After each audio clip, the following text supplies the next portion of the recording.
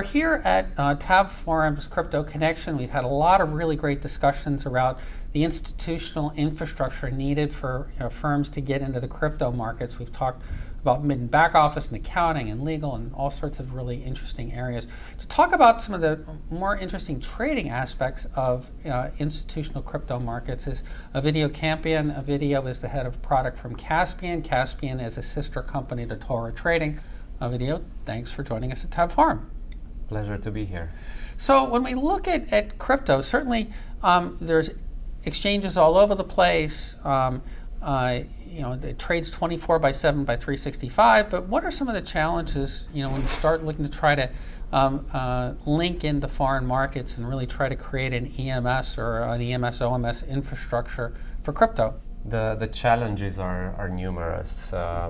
If you just look at how diverse from the location infrastructure point of view, but also looking into what asset classes the various exchanges provide, and going a bit further down and looking into details of their APIs to connect, you realize that there are as many exchanges you have, they're the same number of varieties when it comes to these details.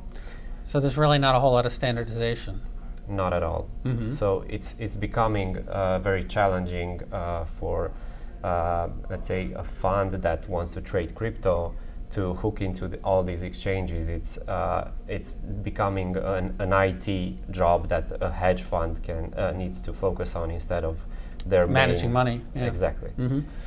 So when you look at this, also I guess to a certain extent, you're not just, like if you look at U.S. equities or an Asian market equities, you're looking at a number of exchanges in the same geographic area trading kind of the same thing. I guess that's not necessarily true with crypto, is it? Exactly. They're everywhere. It's a global market. You need to cover the whole spectrum of regions. You need to cover 24/7. Mm-hmm. So it's a whole different story than with the traditional assets. So when I buy my 50, Bitcoins, I'm not just dealing, in Hong Kong or New York or whatever. I could be, one transaction could be in Hong Kong, the next could be in China, the next could be in India, the next could be in, yes, wherever. Definitely. Uh-huh. And you see, how many exchanges do typically, your clients kind of plug into? Are they plugged into 2, 3, 10, 100? It depends. Usually is in the number of 5 to 10, mm-hmm. But we need to cover more. So Caspian is connected to about 30 spot exchanges and about 7 or 8 derivative exchanges.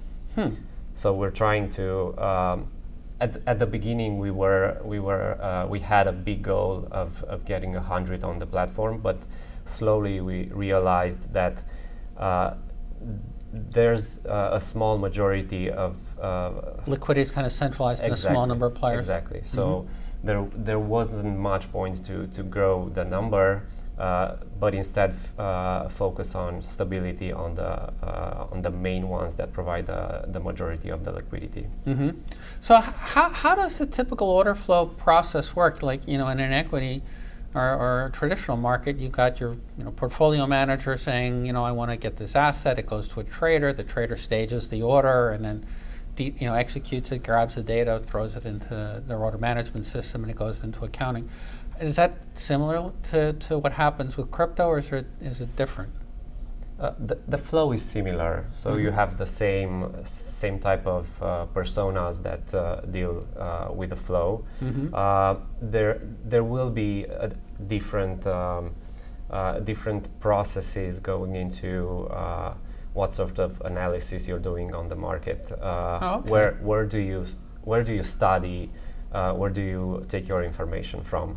Because you have in the traditional space, let's say you would have mainly Bloomberg or Reuters, where you go to grab the information. But here there will be other environments to fetch that information from. Mm-hmm. Now, are you connected to that to grab the data to help them make those that analysis? Yes, we are. We're not only connecting into all these exchanges and information providers, but also normalizing the data so you have a single unified format that you can act upon and see in the platform. So I guess if the exchanges aren't standardized, the data that comes from them isn't standardized either. I guess that's a problem, huh? It is, and we are very focused on normalizing the data, and we're putting a lot of resources into that. Mm-hmm. And yes, it takes a lot of resources to normalize everything. So what are some of the other challenges that you need to start thinking about before you start spinning up an institutional execution desk? So from this normalization, we're talking about going into each different exchange and deal with all their different workflows, different types of let's say order types or ways to distribute data. Then you have to think, okay, you've gathered the data, but you need to be, in order to be a reliable platform, you need to be scalable. You need to have 24/7 availability. You need to provide customer service. You need to provide support. So there's a whole range of aspects you need to think of. It's not only okay, I got in the data. Here's the platform you can trade. Mm-hmm. It's also maintaining and growing that to become a scalable platform that not just one client can use, but it can grow to tens, hundreds of clients. So you're a sister company, Tora Trading. So is the Caspian kind of a, did it start with the Tora infrastructure as a base and kind of expand, or is it kind of really a little bit more separate? We were lucky enough to leverage all the experience we had with Tora. Mm-hmm. So the whole platform was developed already. We leveraged all the technology and we just ported it into the crypto asset space. Mm-hmm. So for us it was relatively easy to build a crypto product because we didn't have to build it from scratch. It was more the data and the reference data and then the normalization of all the feeds and interaction with all the exchanges. I guess that's because that would be very different, but exactly. How I work with, how I trade is probably pretty similar. Exactly. Mm-hmm. So the concepts are the same. There's small tweaks. There are small tweaks and variations that we needed to adapt to crypto. Mm-hmm. Interesting. So do you see your Tora clients kind of expanding into the crypto and kind of them kind of floating back and forth, or do they wind up with dedicated crypto people, or how does that see them? How do you see your clients kind of moving down into that space? So, or does it depend on how big the firm and what they want to do? It's gonna depend a lot on how big the firm is. Mm-hmm. A lot of the bigger guys. So there are two types of clients. Let's say bigger guys that were in the traditional space that start allocating small portions of their portfolio to crypto. Mm-hmm. But there are also dedicated funds to crypto. Mm-hmm. So we've got clients from both sides. The majority for now is clients that start with just crypto. The traditional ones are slower to migrate into crypto. They're taking more due diligence steps. Let's say they want more to see more liquidity. They want to see more regulations. They want to see safe custody in the market, because all these aspects they are used to having in the traditional space, they're not quite there yet in the crypto space. Right. Mm-hmm.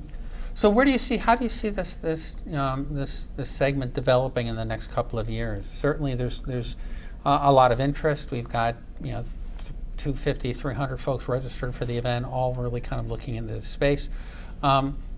I assume it's getting bigger and certainly becoming more global, but how do you see it shaping up? What are the things that folks should really know before they pull the trigger and really jump into this market?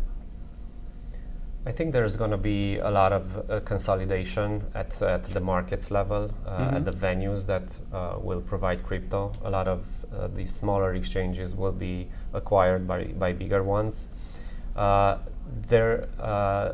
There will be structured products that will come in the market to basically assure that people can invest in crypto through regulated products like futures or ETFs. We see the bigger exchanges coming up with. Like Backed is coming online with the exactly. one-day futures and things like that. Exactly. Then STOs, I think, is Right. also an important piece that will contribute to people trusting more Moving away the from crypto. ICOs to security tokens Exactly. and more Exactly. regulation around those issuances. Yeah. So STOs, I think, being somewhere between the ICOs and the regular IPOs, bringing benefits from both will be driving a lot of flow into the crypto space. Interesting. And then scaling application, I think, is also very important. Like how you get blockchain applications to scale, like to have applicable applications in, I don't know, healthcare or other areas that can benefit from this. So when you think about exchanges and blockchain and crypto, the crypto's on the blockchain. I put it in the exchange. I kind of take it off the blockchain to kind of trade it around, and then when I recall it, it gets put back on the blockchain and I grab it. Does that have an impact, in the trading aspect of this, or is that really kind of more mid and back office or something that really I don't have to worry about as a trader? As a pure trader, you don't really look at that because you need off-chain data to be able to trade quickly. Because you don't want every trade to take 15 minutes to settle, right? Exactly. So that's the whole concept. It's basically a mix between centralization and the decentralization that blockchain comes with. But I think it's still going to be necessary because otherwise people will not be able to trade quickly. Interesting. With that, Ovidiu, I want to thank you for joining us and sponsoring Crypto Connection at TABB Forum, and thanks for talking to the TABB Forum community about the issues surrounding trading crypto in an institutional manner. Ovidiu Campean, head of product from Caspian. I'm Larry Tabb, founder and research chairman of TABB Group, and thanks for watching.